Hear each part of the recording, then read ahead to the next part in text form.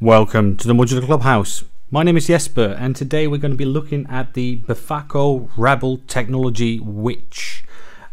This is not going to be my full video. I'm going to be releasing several separate videos on the Witch. In this video, I'm going to look at another one of the, factory presets, you might call them. One of the patches that comes preloaded with the Witch, in this case, the WaveBank. So I'm going to be using the MIDI from Clemens Veyer's music productions, and we're just going to play that several times, and I'm going to play with the settings. I'm going to keep the frequency where it is, of course, that's number one.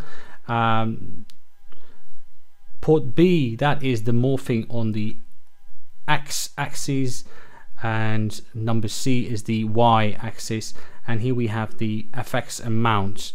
And of course, last is of course the envelope setting. So we're going to leave that as well. So we're just going to be focusing on these three pods there. So without further ado, let's start this party. And here we go.